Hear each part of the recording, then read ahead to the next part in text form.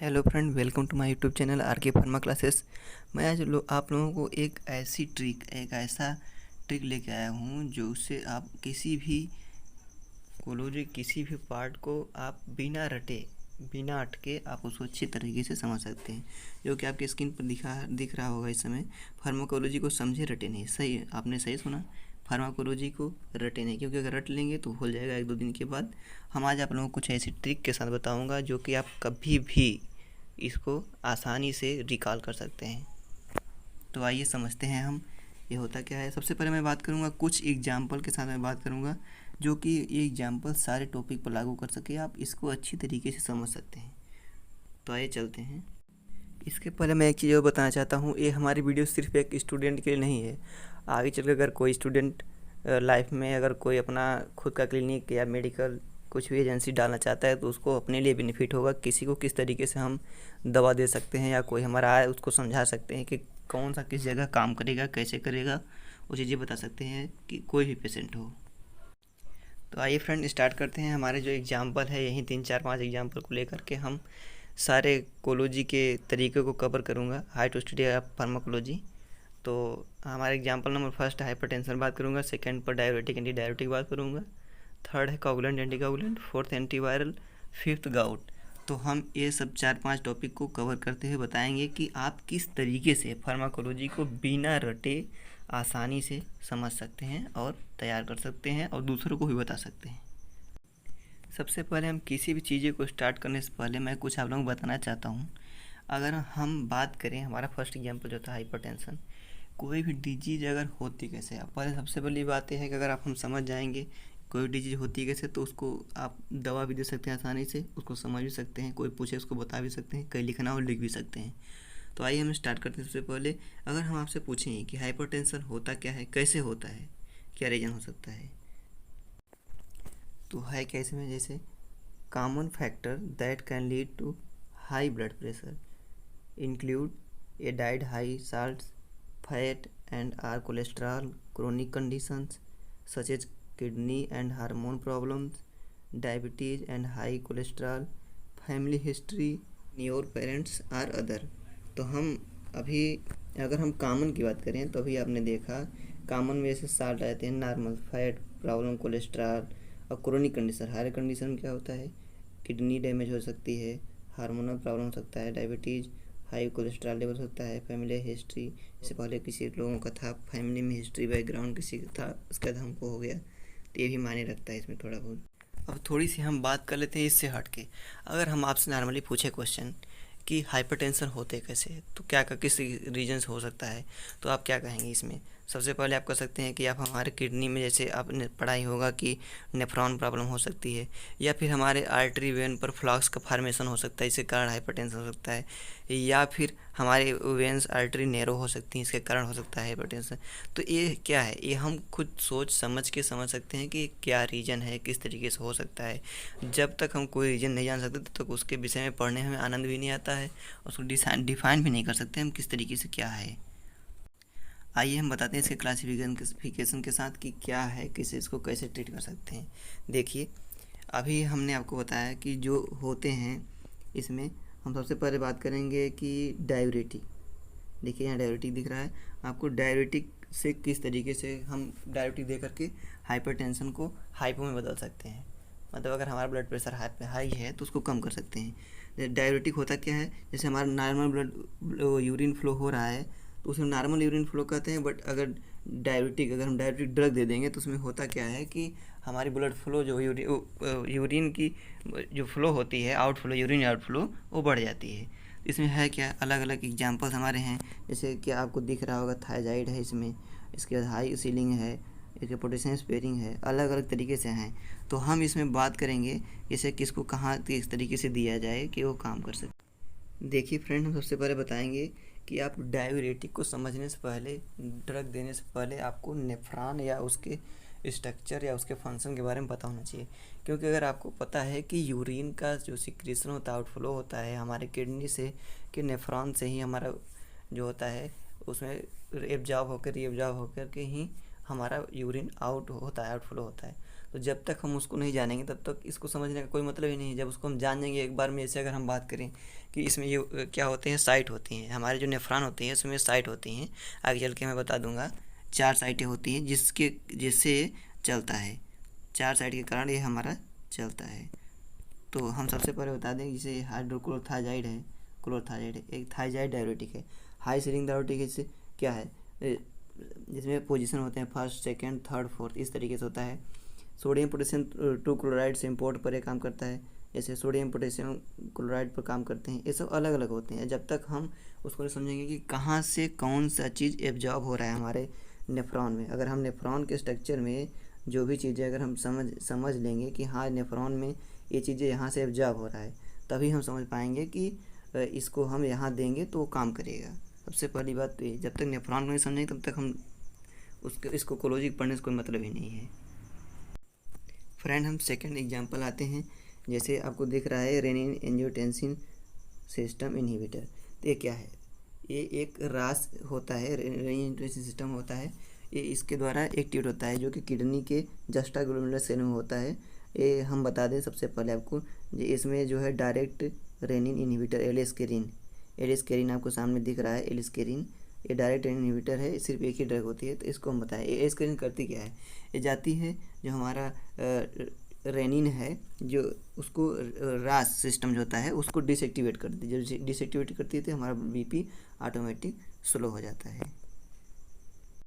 Friend, हम आपको बता दें कि सिर्फ इसीलिए हम 4-5 एग्जाम्पल लेके आएंगे। अगर एक से आपको नहीं समझना तो हम फर्स्ट से नहीं समझना, सेकंड से बताएंगे, थर्ड से बताएंगे, किसी न किसी एग्जाम्पल आपको समझ में आ जाएगा कि कोलोजी को किस तरीके से पढ़ा जाए। तो आइए हम चलते हैं सेकेंड एग्जाम्पल की तरफ, जो कि सेकेंड एग्जाम्पल हमारा क्या था, डायरेटिक एंटी डायरेटिक। अभी हम बताए कि उसमें भी अब आपको कन्फ्यूजन क्रिएट होगी थोड़ा सा, कि अभी सर बताएं डायरेटिक उसमें काम कर रहा था, हाइपरटेंशन में डायरेटिक अलग से कहाँ से आ गया। तो हम बता दें पहले कि आपको डायरेटिक उसमें भी मिलेगा, क्योंकि रीजन क्या होता है, रीजन है कि हमको अल्टीमेटली ब्लड के फ्लो को कम करना है। तो उसको हम किस तरीके से कम करेंगे कि फ्लो, अगर हम डायरेटिक की बात करेंगे, डायरेटिक ड्रग अगर हम दे रहे हैं, अभी आपने पढ़ा फ्यूरासेमाइड होता है, थाइजाइड डायरेटिक, क्लोरोथाइजाइड, बेंथाइजाइड होते हैं। इसके बाद पोटेशियम स्पेयरिंग डायरेटिक होती है। तो इसको देने से क्या होता है, हमारा बीपी स्लो हो जाता है। क्यों स्लो हो जाता है, क्योंकि उसमें हमारे यूरिन आउटफ्लो को इंक्रीज करता है। जब यूरिन आउटफ्लो को इंक्रीज कर देगा तो हमारे ब्लड लेवल ऑटोमेटिक कम हो जाएगा, थोड़ा नॉर्मल कम हो जाएगा, तो ऑटोमेटिक हमारा बीपी कंट्रोल हो जाएगा। तो आइए हम डायरेटिक एंटी डायरेटिक को आपको समझा के बताते हैं। जो भी आपको दिख रहा है अभी, ये देखिए, हम सबसे पहले बात करते हैं, ये हमारा स्ट्रक्चर किसका आप लोग अच्छी तरीके से पता होगा, नेफ्रॉन का स्ट्रक्चर है। ये सबसे पहले हम बता दें कि इसमें जो अभी हमने बताया क्या, कि साइट होती हैं। जैसे आपको दिख रहा होगा, एक ये साइट है, एक ये साइट दिख रही होगी आपको, एक इधर दिख रही होगी और एक इधर है। तो आपको हम भी बताया कि हमारे नेफ्रॉन में जो है 4 साइट होती हैं, जिससे हमारा यूरिन का एक्सक्रीशन होता है, जो कि ये साइट हमारी डिपेंड करती हैं कि हमारा एक्सक्रीशन किस प्रकार होगा, ज़्यादा होगा या कम होगा। अगर हमारे साइट एक्टिवेट हैं, अच्छी काम कर रही हैं, तो हमारा जितना हमारे को बॉडी का रिक्वायरमेंट है उतना रीअब्जॉर्ब हो जाएगा, अन्यथा और जो चीज़ें बचेंगी वो एक्सक्रीट आउट हो जाएंगी। तो जैसे अगर हम बात करें फर्स्ट साइट की, अभी हमने क्या बताया आपको, जब तक आप ये नहीं समझेंगे कि कौन सा चीज़ कहाँ से एक्टिवेट होता है, तब तक आप कोलोजी को पढ़ने का कोई मतलब ही नहीं है। आप रटते रहोगे, भूल जाओगे। आप यहाँ थोड़ा समझने की कोशिश करिए, हम बता रहे हैं आपको। जैसे क्या हुआ, यहाँ से हमारा किडनी में नेफ्रॉन है, ग्लोमेरुलस है, यहाँ से क्या हुआ, यहाँ से इसका चालू हो गया, यहाँ से एक्सक्रीशन, यहाँ से इसमें एंट्री चालू हो गई हमारे किसका, यूरिन का जो भी है, यहाँ से चालू हो गया। तो ये सोडियम बाइकार्बोनेट यहाँ है, कार्बोनिक एनहाइड्रोजन इनहिबिटर दिख रहा है आपको यहाँ पर। और इधर क्या है, सोडियम, क्या लिखा है आपको, 65 to 70% सोडियम यहाँ से आउट होता है। कहाँ आउट होता है, हमारे बॉडी में रीअब्जॉर्ब कर लिया जाता है। तो अब हमारा क्या करना है, हम डायरेटिक पढ़ रहे हैं, तो आपको याद होगा डायरेटिक का मतलब क्या है। डायरेटिक मतलब क्या है, हमारे यूरिन फ्लो को इंक्रीज करना, न कि डिक्रीज करना है। अगर हम इसको दोबारा रीअब्जॉर्ब ज़्यादा करवाते चले जाएंगे सोडियम आयन को, तो हमारा क्या है, ये इसमें जो आउटफ्लो हो रहा है, इसमें जा रहा है हमारा यूरिन, ये तो इंक्रीज के वजह से डिक्रीज हो जाएगा, इंक्रीज हो जाए डिक्रीज हो जाएगा। तो हमें क्या करना है, इंक्रीज करना है। तो हमें क्या करना है, यहीं पे इसको ब्लॉक कर देना है। जब इसको ब्लॉक कर देंगे तो सोडियम आयन की हमारी रीअब्जॉर्प्शन कम हो जाएगा। जब रीअब्जॉर्प्शन कम हो जाएगा तो ऑटोमेटिक यूरिन फ्लो इंक्रीज हो जाएगा। जब जैसे यूरिन फ्लो इंक्रीज होगा तो हमारा क्या है, ऑटोमेटिक बीपी कम होने लगेगा और जो भी प्रॉब्लम होगी उसको आगे बढ़ता जाए। अब आगे हम चलते हैं सेकंड साइड इसको क्या बोलते हैं, first, second side, third side, fourth side. अभी हमने आप लोगों को बताया। अब देखिए, अब जब तक हमें नहीं समझेंगे, जैसे क्या हुआ, किसी को हाई बीपी है तो हम इस कंडीशन में क्या करेंगे, डायबिटिक्स को अगर हम बात कर लें कि इसको स्पेयरिंग डायबिटिक दें, स्पेयरिंग डायबिटिक उतना अच्छे से नहीं काम करेगी। थायराइड डायबिटिक दें, इतना अच्छे से नहीं काम करेंगी। क्यों नहीं काम करेगी? बिकॉज देखिए, सबसे पहले आप ये समझने की कोशिश करिए कहाँ से कौन सा चीज़ ज़्यादा एब्जॉर्ब हो रहा है। अगर हमारे बॉडी में जो सी चीज़ ज़्यादा एब्जॉर्ब हो रही है उसी को हम अगर ब्लॉक करेंगे तो ज़्यादा अच्छा काम करेगा। देखिए, लेकिन एक बात ये भी ध्यान दें, उसका भी सीमित है। अगर हमने इसको ज़्यादा ब्लॉक कर दिया, एग्जाम्पल लेते हैं कि हम क्या किए कि जो हमारा ये सोडियम आयन है इसको हम चैनल को इसको ज़्यादा ब्लॉक कर दिए। जब इसको ज़्यादा ब्लॉक कर देंगे अगर, तो होगा क्या, सोडियम आयन हमारा लॉस हो जाएगा। सोडियम आयन लॉस हो जाएगा तो इससे क्या होगा, बॉडी पर इफेक्ट पड़ सकता है। तो अब इसी कारण क्या है, वो सारी चीज़ों लिमिट में की जाती है। यहाँ क्या है, लूप डायबिटिक आपको दिख रहा होगा, लूप डायबिटिक। इसमें क्या है, सोडियम पोटेशियम एंड 2 क्लोराइड। यहाँ दिख रहा है सोडियम पोटेशियम एंड 2 क्लोराइड। ये यहाँ से क्या होता है, बॉडी में रीअब्जॉर्ब कर लिया जाता है। तो हम क्या करेंगे, हमें रीअब्जॉर्ब नहीं कराना है, हमें इसको फ्लो को बढ़ाना है। तो हम क्या करना है, इस चैनल को हम ब्लॉक कर देंगे। जब इस चैनल ब्लॉक कर देंगे ऑटोमेटिक इसका आउटफ्लो बढ़ जाएगा। तो ये तरीका होता है समझने का। जब आप इसको समझ लेंगे तब हमें क्या, अब जैसे अगर आपसे कोई पूछ ले कि हाई सीलिंग डायबिटिक में कौन कौन से एग्जाम्पल आते हैं, तो आपको ये समझ आएगा, अच्छा अभी हमने देखा कि हाई सीलिंग में यहाँ पर काम कर रहा था, मतलब साइड फर्स्ट मतलब हाई, जहाँ से हाई अमाउंट में रीअब्जॉर्ब कर रहा है तो हमें हाई वाले में देना है। तो यहाँ से आपको तुरंत एग्जाम्पल आ जाएगा, अच्छा वो चीज़ें थी, तो हमें तुरंत बता देंगे आपकी हाई सीलिंग में क्या आती हैं। ये थायराइड है, अब थायराइड पूछ रहे कि थायराइड में कौन साइड पर है, तो आपको देखने पता चलेगा फर्स्ट सेकंड थर्ड साइड पे है। अब थायराइड थर्ड साइड पे है अगर, तो हमको ये समझ में आना चाहिए कि अच्छा यहाँ का कौन सा एग्जाम्पल है, अच्छा जो मतलब कि थोड़ा सा वीक से थोड़ा अपर लेवल का होता है। तो इसमें बेंज थायराइड, क्लोरोथायराइड अभी आपने देखा, ये सब चीज़ें होती है। Sparing diabetic, potassium sparing diabetic, ये सब चीज़ें होती हैं। आप पढ़ते रहेंगे, आगे समझते रहेंगे। जिस तरीके से हम बता रहे हैं, अगर जब तक आप ये चीज़ें नहीं समझ पाएंगे तब तक इसके आगे पढ़ने का कोई मतलब नहीं, आप भूल सकते हैं। जब ये सारी चीज़ें याद रहेंगी, सारी चीज़ें, तो आप ऑटोमेटिक बताते रहेंगे।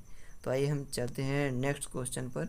इसका एग्जाम्पल देखते हुए पहले, सबसे पहले इसका क्लासिफिकेशन और एग्जाम्पल साथ आपको समझा देते हैं थोड़ा सा। देखिए, यहाँ पर दिख रहा है डायबिटिक, अब आपको समझ में आ जाएगा। अभी हमने क्या बताया, हमने अभी जस्ट बताया कि आपको हाई सीलिंग, देखिए हाई सीलिंग सबसे पहले है ना, हाई सीलिंग, मीडियम है, ये वीक है, 3 इसमें क्लास होती हैं।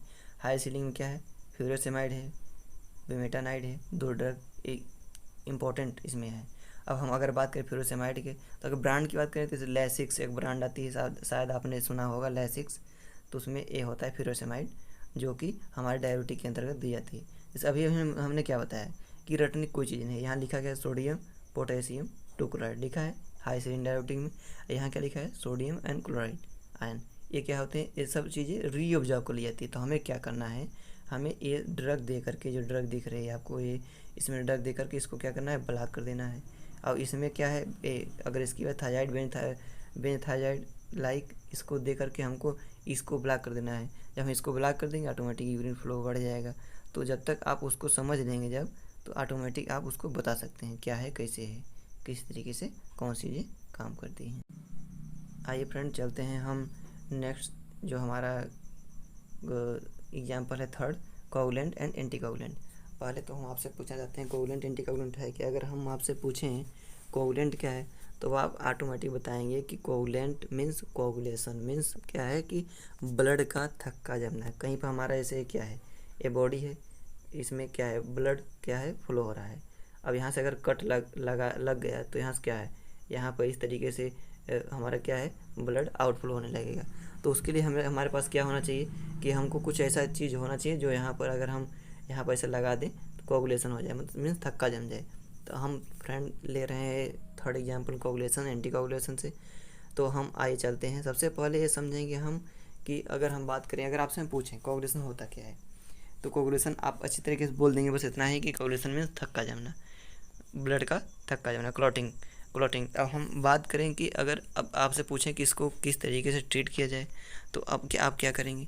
तो आप कहेंगे कि अरे सर हम दवा दे देंगे ठीक हो जाएगा। बट आप समझे पहले कि सबसे पहले समझें कि कोगुलेशन होते कैसे हैं, मतलब थक्का किस किस तरीके से जमता है, कहाँ कहाँ से क्या प्रोसेस होती है, उसके बाद हमारे ब्लड जो है क्लॉट होती है।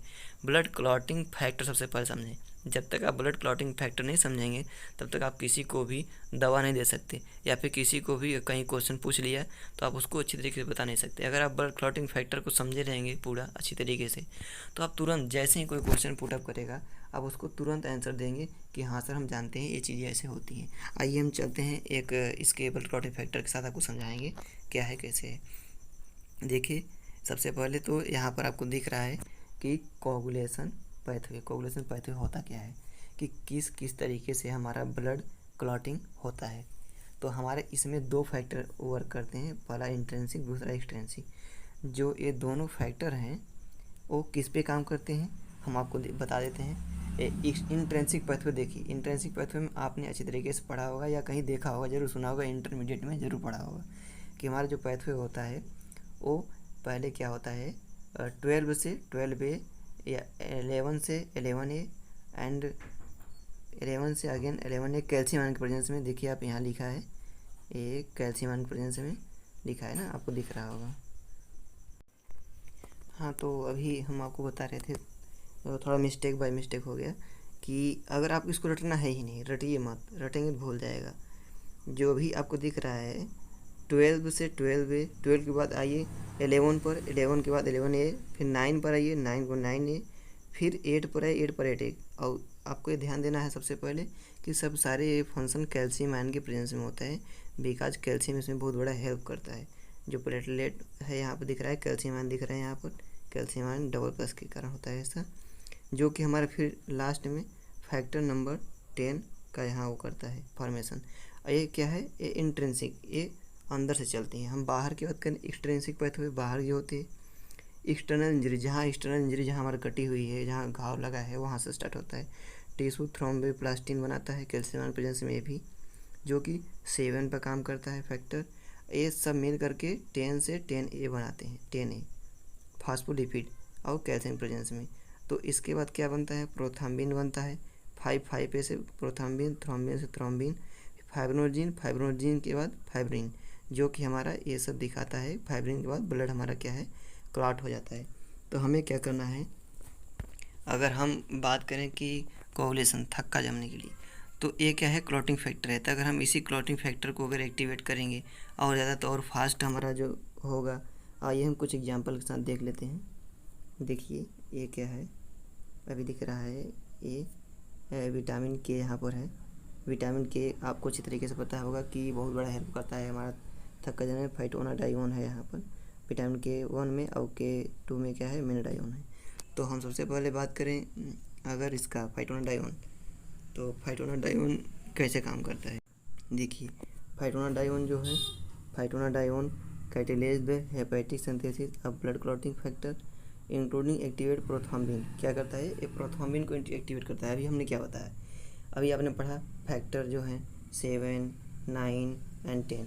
अभी ये मेन क्या होते हैं, फैक्टर होते हैं जो हमारे ब्लड को क्लॉटिंग में हेल्प करते हैं। अभी अभी हम आपको क्या बताएं, जब तक वो पैथवे नहीं याद रहेगा तब तक आपको समझ में नहीं आएगा कि कहाँ कौन सा कहाँ क्या वर्क हो रहा है। अभी आपने इस पैथवे को देखा, यहाँ क्या अभी हमने क्या बताया, ये अभी 10, ये 10 फैक्टर अभी बताया ना, ये 10 फैक्टर है, और थ्रोम्बिन मेन, प्रोथ्रोम्बिन और थ्रोम्बिन, ये सारी चीज़ें फैक्टर। ये अगर हमको पता रहेगा तो हम क्या करेंगे, अगर जैसे मान लो किसी को बताना हुआ या किसी को दवा देना हुआ अचानक में, तो हमें याद आएगा अच्छा वो फैक्टर वहाँ से काम वर्क करता है, तो हमें ये चीज़ें देंगे तो ये अच्छा हो जाएगा, अच्छे से यहाँ पर काम कर देगा।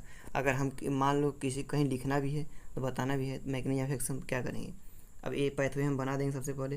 दूसरे यहाँ पर फिर लिख देंगे क्या, प्रोथ्रोम्बिन। अगर हम यहाँ 10 पर दिखा देंगे, यहाँ क्या कर रहा है, इंक्रीज कर रहा है। अगर प्लस का साइन है तो इंक्रीज। एग्जाम्पल नंबर 4 हमारा एंटीवायरल है। फ्रेंड एंटीवायरल के बारे में हम बता रहे हैं, तो सबसे पहले बताएं कि एंटीवायरल आपको अगर कर दे, तभी देखें कोविड-19 आया था, ये भी वायरल है, वायरस है, वायरस की वजह से हुआ था। वायरल फीवर होते हैं, वायरल कई तरीके से वायरल अटैक होते हैं। तो सबसे पहले हम अगर आपसे पूछें कि एंटीवायरल जो होता है उसको किस तरीके से ट्रीट करें। तो आपको पता होना चाहिए कि पहले नंबर की वायरस जो होते हैं अगर हमारे बॉडी में इनहेल करते हैं तो वो किस तरीके से वर्क करते हैं, इनहेल करने के बाद किस तरीके से वर्क परफॉर्म करते हैं। जब तक आप ये नहीं जानेंगे कि किस किस स्टेप में वर्क करते हैं तब तक आप इसको किस तरीके से ट्रीट कर सकते हैं। अगर आप जानते रहेंगे ट्रीट कर लेंगे ऑटोमेटिक। आइए चलते हैं, इसको भी बताते हैं किस तरीके से क्या होता है। सबसे पहले आप समझें हम बताना क्या चाहते हैं। कोलॉजी को पढ़ने से पहले आपको बताना क्या चाहते हैं, इसीलिए बोला जाता है सबसे पहले आप एनाटॉमी फिजियोलॉजी को क्या करिए, स्ट्रॉन्ग करिए। बट अगर आप कहीं से अगर बाय द वे अगर नहीं कर पाए फिर भी इस तरीका अपना सकते हैं कि जो उसका मेन है, उसका मेन फंक्शन है, उसको ध्यान में रखते हुए आप उस तरीके से उस चीज़ को कवर कर सकते हैं। तो आइए हम सबसे पहले समझते हैं कि ये है क्या। देखिए एंटीवायरल का इसमें दिख रहा है आपको। सबसे पहले क्या है, वायरल अटैक एंड एंट्री, यहाँ लिखा है आपको दिख रहा है। अब सेकेंड क्या हुआ, पेनिट्रेशन मीन्स अंदर आ चुका। फिर क्या हुआ यहाँ पर अब देख रहे हैं आप कि किस तरीके से वर्क कर रहा है। Uncoating, ear protein and early protein in synthesis, protein synthesis कर रहा है, न्यूक्लिक एसिड सिंथेसिस कर रहा है, यहाँ दिख रहा है आपको क्या सिंथेसिस कर रहा है। फिर लेट प्रोटीन सिंथेसिस प्रोसेस, फिर पैकिंग एंड असेंबली। क्या हुआ, वो धीरे धीरे सिंथेसिस बढ़ाता गया। क्या हुआ, ऑटोमेटिक ये पूरा कवर कर लिया। ये हमारा सेल है, अगर इसको पूरा कवर कर लिया तो हमारा सेल डैमेज हो गया। जब सेल डैमेज हुआ तो हमारा क्या हुआ कि वायरल फीवर हो गया या कुछ भी हुआ वायरल से, कुछ भी हो सकता है वायरस से। जैसे अलग अलग तरीके से भी कोविड-19 आया, इसका अलग अलग जुकाम खांसी अलग अलग तरीके से इसका वो था सिम्टम। तो ये क्या है, अब हमें क्या है, जब तक अगर हम इसको अभी क्या हुआ इसको पता हो गया कि कैसे कैसे क्या होता है। पहले पेनिट्रेशन करता है, फिर अनकोटिंग करता है, मीन्स जो कोट बाहर से आते हैं उसको अनकोट करता है। फिर क्या है, प्रोटीन सिंथेसिस कर रहा है, न्यूक्लिक एसिड सिंथेसिस कर रहा है, मतलब मीन्स उसी में चल रहा है। जब ये हम समझ गए, अब क्या किए कि ये जो सारे प्रोसेस हैं इसको हमने क्या किया, समझ लिया। जब ये हमने समझ लिया तो फिर हमें क्या करना क्या है। अब देखिए हम आपको समझाते हैं, इसको जान के अब आपसे पूछे कि कोई कि अब इसको मैकेनिज्म ऑफ एक्शन बताइए किसी भी ड्रग का, वो इसे हम बताएं किस तरीके से काम कर रहा है। तो अगर हमको पूछ लिया कि नॉन न्यूक्लियोसाइड पर बताइए किस तरीके से काम कर रहा है, तो नॉन न्यूक्लियोसाइड यहाँ लिखा है रिवर्स ट्रांसक्रिप्टेज इनहिबिटर, आपको दिख रहा है। हम क्या किए, अब ड्रग, अब इसका मैकेनिज्म ऑफ एक्शन क्या हुआ, ये बना दिए फुल इस तरीके से बना दिए इसको। फिर क्या किया, यहाँ से अपना ड्रग लिखे, फिर यहाँ से ऐसे लगा करके यहाँ इनहिबिट का सिंबल बना दिए।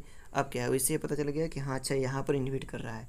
इससे हमें भी पता चलेगा, एग्जामिनर को भी पता चलेगा कि हाँ इसको पता है। इससे आपको रटने वाली चीज़ ही नहीं है, ये अगर एक बार जान लेंगे इसको ऑटोमेटिक पूरी लाइफ तक पता चल रहेगा कि हाँ इसमें ये प्रोसेस होते हैं, तो हमें यहाँ दे करके इसको ट्रीट कर सकते हैं। तो आइए हम आगे इसको देख लेते हैं कि क्या है, किस तरीके से हम एग्जाम्पल के साथ। देखिए अभी यहाँ पर क्या है, एंटीवायरस ड्रग है जो कि आपको दिख रहा है।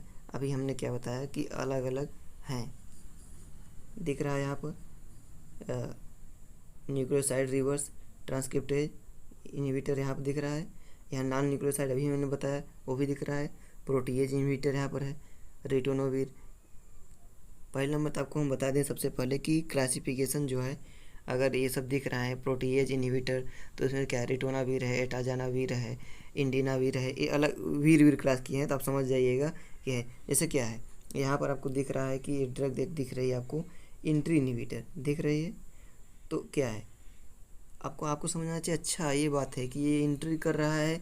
अगर हम यहीं पर अगर ये दवा दे रहे हैं तो एंट्री नहीं कर पाएगा, एंट्री नहीं कर पाएगा तो हो गया, ऑटोमेटिक हमारा क्या है, हेल्थ सही रहेगा।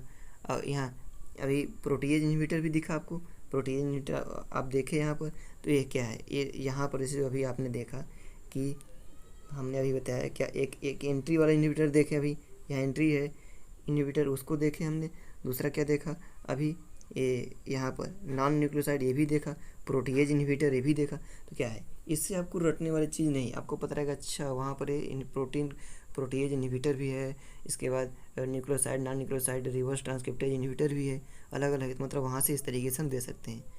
तो ये अगर आप समझ जाएंगे तो ये सब ऑटोमेटिक समझ जाएंगे। फिफ्थ हमारा क्या है, गाउट है। हमारा फिफ्थ एग्जाम्पल क्या है फ्रेंड, गाउट है। आइए हम गाउट को बताते हैं, गाउट किस तरीके से क्या वर्क कर रहा है। जैसे सबसे पहले गाउट होता कैसे है आप ये समझिए, इसके बाद किसी को आप दवा से दे सकते हैं या मैकेनिज्म ऑफ एक्शन बता सकते हैं। गाउट होता कैसे, पहले यहाँ पर दिखा देखिए, mode of action of gout drug.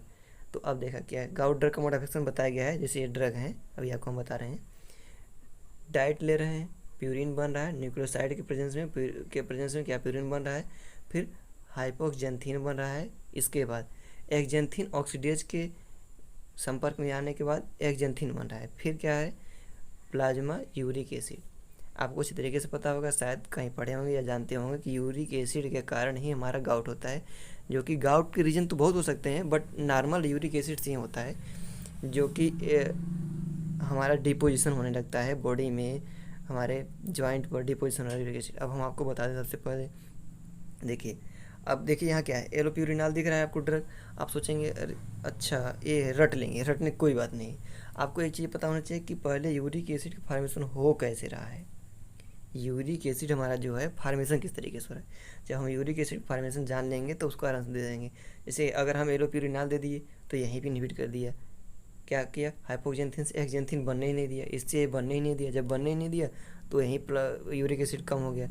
अगर बाय द वे हम मानते हैं इसका, अगर यूरिक एसिड आ गया यहाँ पर जॉइंट पर आके अटैच हो गया, तो क्या करें, प्रोबेन एसिड हाइड्रोसेल्सिलेट इसको देंगे, तो ये क्या है, ट्यूबुलर रीअब्जॉर्प्शन है। अभी हमने बताया ट्यूबुलर, अब देखिए आपको एक कन्फ्यूजन क्रिएट होगी थोड़ा सा, ट्यूबुलर रीअब्जॉर्प्शन क्या होते हैं, ट्यूबुलर सिक्रीशन क्या होते हैं। अभी आपने जब वहाँ नेफ्रॉन के स्ट्रक्चर में हम बता रहे थे तो आपने देखा होगा कि ट्यूबुलर रीअब्जॉर्प्शन क्या होते हैं। मीन्स अभी हमें बताया जो सोडियम आयन, सोडियम पोटेशियम टोक्लोराइड अभी बताया था ना, इसका क्या है, जहाँ से रीअब्जॉर्ब हो रहा है, तो उसी को हम क्या कहते हैं, ट्यूबुलर रीअब्जॉर्प्शन या ट्यूबुलर सिक्रीशन। जहाँ अगर सिक्रीट हो रहा है ट्यूबुलर सिक्रीशन, रिजॉर्ब हो रहा है तो ट्यूबुलर रीअब्जॉर्प्शन। ये चीज़ें आपको देखने को मिलेगी। तो यहाँ क्या करेंगे, प्रोबेन एसिड दे देंगे तो यहाँ से ठीक कर देगा ये। और अगर यहाँ नहीं हुआ तो आगे चल के डाययूरेटिक एंड दे देंगे लो डोज में, तो क्या करेगा ये कि हमारा यूरिन फ्लो बढ़ा देगा। यूरिन फ्लो बढ़ा देगा तो ऑटोमेटिक यूरिक एसिड का क्या है, सिक्रीशन हो जाएगा। जब सिक्रीट हो जाएगा, बाहर हो जाएगा आउट, तो यहाँ से गाउट का हमारा क्या है, रिलीफ मिल जाएगा। तो ये होता है हमारा गाउट। अब ये आप समझ में, अब जब ये समझ गए, अब दवा पे आ सकती देख देते हैं हम।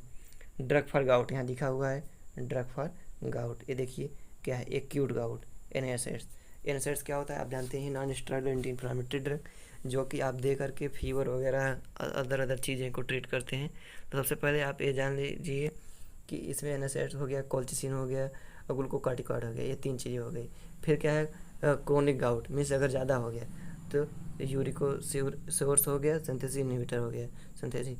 तो यह है प्रोबेन एसिड है, आपको देखिए अभी बताया हम। एलोप्यूरिनाल है कि एक्जेंथिन से नहीं बन पाए, उसके ये दे देंगे। तो इससे क्या होगा, अब ये समझ में आएगा ऑटोमेटिक कि इसमें अच्छा ये था, इसी के कारण ऐसे हो रहा था। तो हम यही कहना चाहते हैं, सबसे पहले आपको बता दें, सबसे पहले आप पढ़ें तो सबसे पहले जाने कि वो प्रोसेस होती क्या है। कोई भी चीज़ें हो रही हैं तो हम उसको समझें। जब तक ये प्रोसेस नहीं समझें तब तक हम किसी को दवा देने में भी दिक्कत होगी, या फिर किसी को समझाने में दिक्कत होगी, बताने में दिक्कत। जब ये हम जानते रहेंगे तो हमें कोई प्रॉब्लम नहीं होगा। तो हम सबसे ये आज आपको बहुत दिन से हम इसको देख रहे थे लेकिन बट बता नहीं पा रहे थे। देखिए ये हो गया। अब एसी इन्वीटर होते हैं, जो भी अभी हमने क्या बताया कि यहाँ से अभी रात से बताया था, किडनी से जक्स्टाग्लोमेरुलर सेल से रेनिन सिक्रीशन होता है। इसके बाद अभी हमें ये बताया कि एसी इन्हिबिटर होते हैं, एंटागोनिस्ट भी होता है। इससे क्या है, एंजियोटेंसिनोजन से एंजियोटेंसिन फर्स्ट, फिर इसका सेकंड बना, फिर क्या इंक्रीज बीपी। या अब देखिए हम बीपी कैसे इंक्रीज हो रहा है, अगर हम ये जान रहे हैं, इसको पकड़ लिए बीपी किस तरीके से इंक्रीज हो रहा है, तब क्या होगा, यहाँ से जो चीज़ दिख रही है इससे इन्हिबिट कर सकते हैं हम दे करके। कोई दिक्कत सारी चीज़ें होती हैं फ्रेंड। तो अब इससे हम समझ लेंगे क्या है कैसे है। Thanks for watching this video, please like subscribe and share for more videos, press the bell icon. आपको अगर इसमें कोई भी क्वेश्चन पूछना हो तो आप कमेंट करके पूछ सकते हैं। अगर आपको अच्छा लगा तो आप ज़रूर दूसरे को शेयर करें ताकि किसी को पता हो सके कि हाँ किस तरीके से क्या होता है। Thanks friend.